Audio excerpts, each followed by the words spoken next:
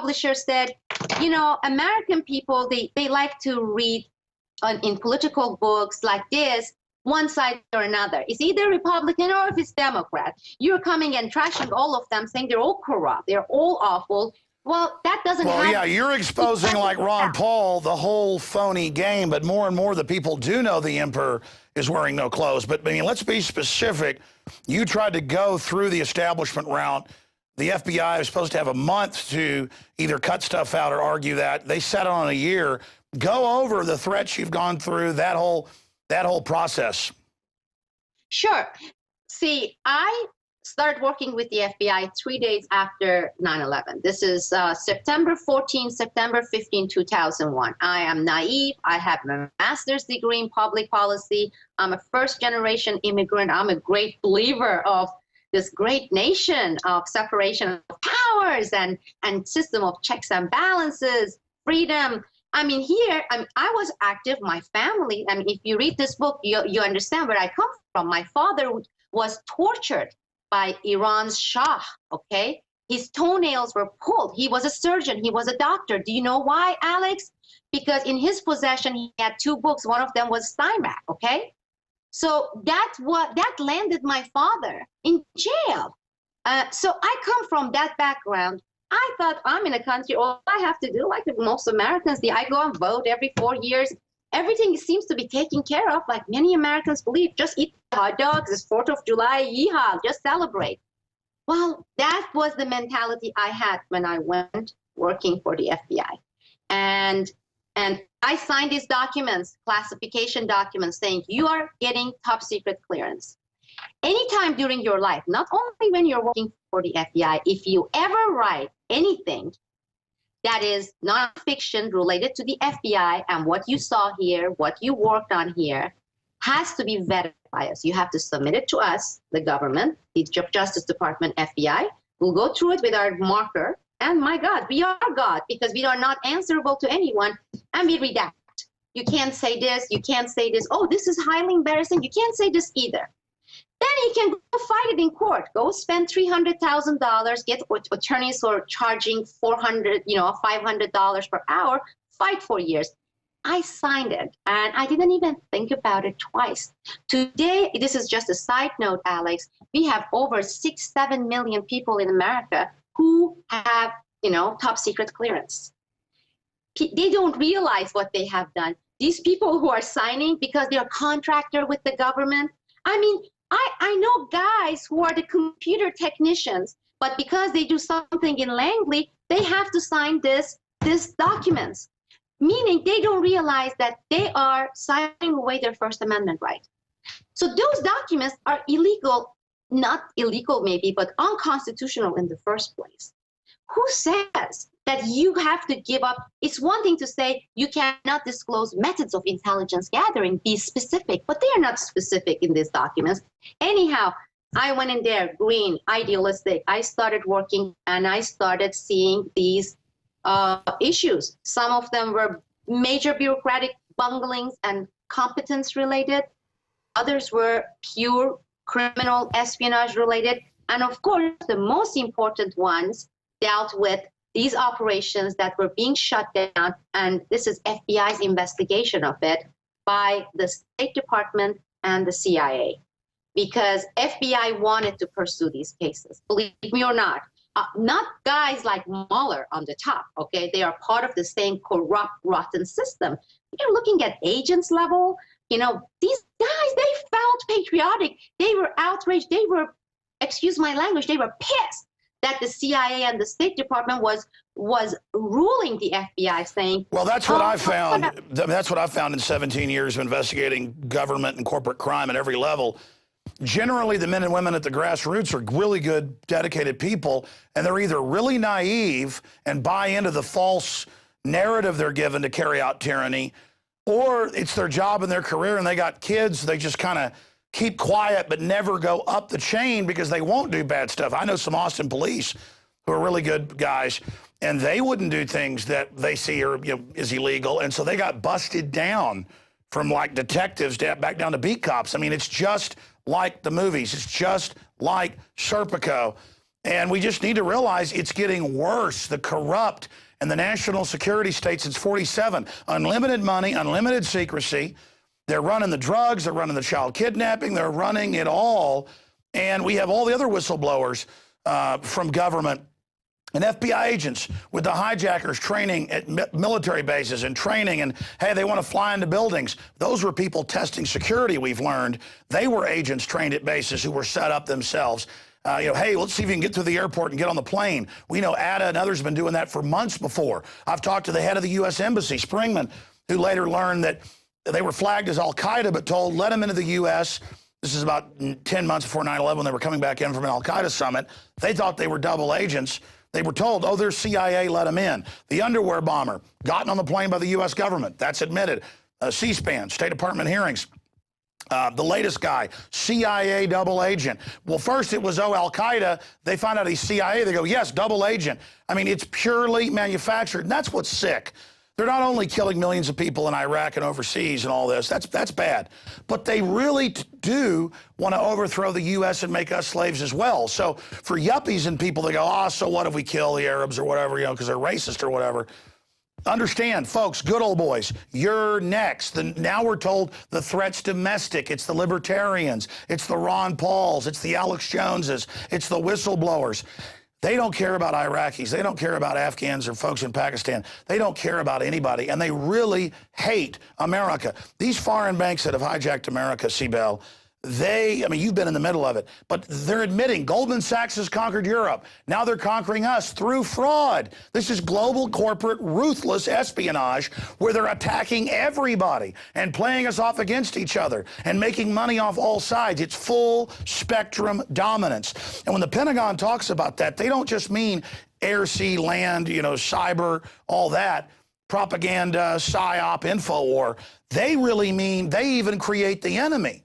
I mean, it's unbelievable. It's full spectrum dominance. And they even soft kill the troops with vaccines and DU they know is going to kill them. I mean, this is masterfully done. Absolutely. So these agents, they were on our side. But as you said, one particular agent that I worked with, and he was outraged, he was disgusted. In fact, he was the one who actually first tried to expose some of these issues. He said, my wife is not working, okay? She's a homemaker. I have 2 daughters, 3 years old and 5 years old. I can't lose this job. Don't you understand? Plus, even if we were to go out and blow the whistle, do you think anybody's going to do anything about it? And this was when he told me, he said, you and I know from our own investigations, our unit's investigations of 12, 13 elected representatives who are criminals, all criminals, okay? They accept foreign bribery. The ones involved in Chicago, 2 of them, they actually dealt directly with the heroin mob in Chicago, in Illinois. So we know of 13. How many do you think other units have under them that they have exposed? So if you're going to go to Congress and report, Sibel, how are you going to determine who's clean? How you are going to determine that? At the time, I thought he was jaded. At the time, I thought he was being too cynical because I was naive. I mean, I was naive in every step, because even after my eyes were open, as far as Congress was concerned, I was following these issues in courts because I believed in federal courts.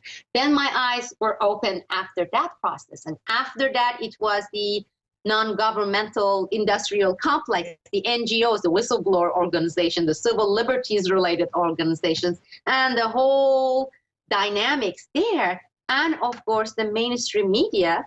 So I got crash education, and it contradicted everything I studied for my master's degree in the universities here.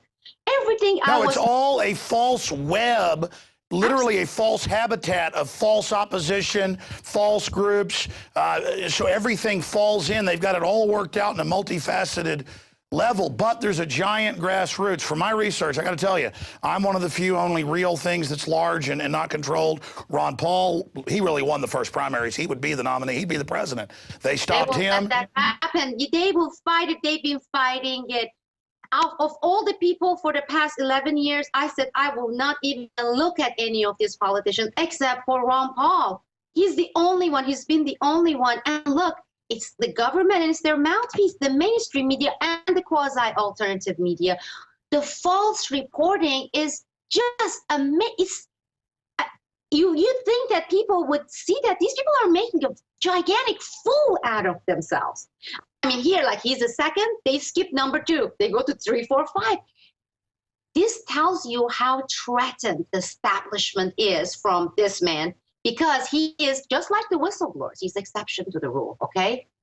He's the only one in Congress that I know of. Maybe there are others, but I haven't come across any of them.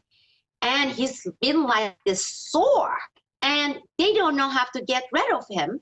So they're trying very hard, but also the harder they try, the more obvious becomes that how threatened they are by this one man, which tells you the power of it. This is why I get upset, because I'm talking with these people, Alex, and they say, well, you know, what are you going to do? You know, if you're going to be either Romney or Obama. And I say, why don't you vote third candidate, an alternative? They automatically, they say, oh, they're not electables. I say, who says so? And they can't explain. Do you know why? They don't know why they are saying it. They see it on the media. They see it on the newspaper. They hear it every day. Oh, Larry King. Oh, yeah. Even when they say Ron Paul is cool, I like him. Of course, he's not electable. Well, you say that 100 times a day, people are going to start like parrots repeating it. And so when I grill them, I say, why do you think he's not electable? What if you and everyone who says Ron Paul is not electable, a third party, third candidate, independent is not electable, go and cast a vote and say, I'm going to do it because I'm disgusted with the two anyway. I'm not going to take the lesser of the two evils because what is it? One ranks 100 in the scale of being evil, and the other one ranks 99. I'm going to vote for the other guy who's 99% evil. Great. That's not the mentality we need. What will happen if you cast vote and everybody who says that there is this, again, media, education system, universities, the academia, they repeat it. This is like brainwashing. So people walking around like robots saying, oh, I think Ron Paul is a great guy, but he's not electable. Why? Well, you know, he's just not electable. He's just too different and he doesn't, but they can't really put anything. Then some of the other ones, they say things like this, oh, because he's racist. I say, really? Leslie, I come from Middle Eastern background. I'm female. What makes you say Ron Paul is racist?